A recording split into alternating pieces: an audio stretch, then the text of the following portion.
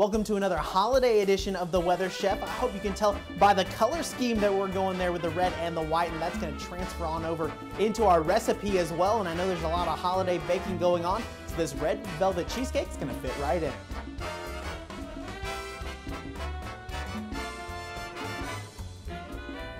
Now we gotta make our crust, so we're gonna start off with a cup and a half of some chocolate graham cracker crumbs, a few tablespoons, 4 tablespoons here of melted butter. We're gonna go ahead and melt that all the way, and then just a little bit of sugar here on top, and we're gonna go ahead and mix that all together.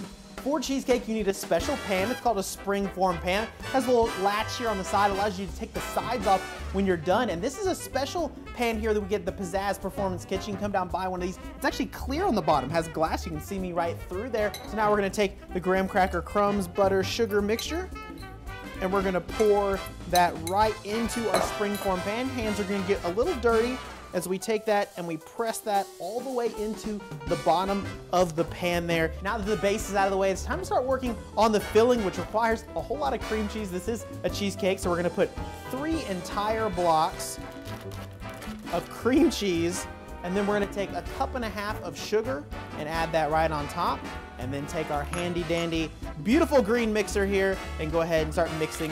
Next up, we're gonna go ahead and add 4 eggs. I'm gonna keep bugging you about that one-handed technique until you start using it. We're gonna add about a cup to a cup and a half of sour cream, a few tablespoons, 3 to be exact, of cocoa powder. Add a half of a cup of buttermilk, a couple teaspoons of vanilla, a teaspoon of vinegar, and we're gonna go ahead and mix all of that up.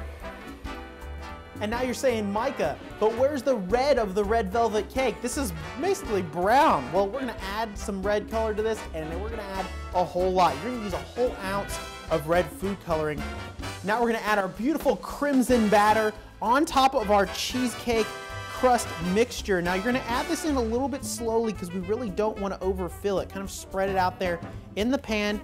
Now the oven work on this is a little bit tricky. We're gonna put it in for about 10 minutes at 325 degrees and then drop the temperature to 300 and let it bake for another about 75 minutes. And then once it's all through, you're just gonna let it sit in the oven for about 30 minutes, let it cool, and hopefully it won't crack a whole lot.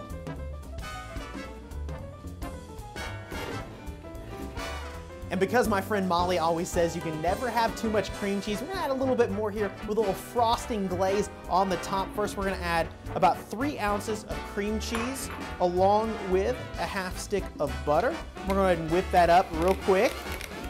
On top of that, we're gonna add about a teaspoon of vanilla, and then we're gonna slowly start adding some powdered sugar to make it more like a frosting. We're not gonna add all of it at once or else it's gonna whip up and go everywhere like it still kind of is right now.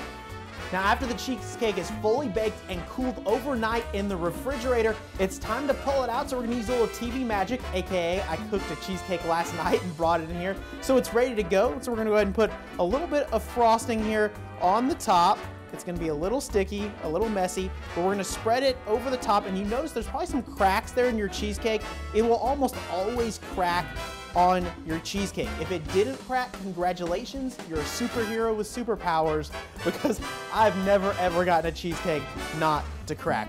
Once it's completely frosted and you kind of run a knife around the outside edge, we can go ahead and open up that spring-form pan, pull off the sides, and there you go, a lovely red velvet cheesecake.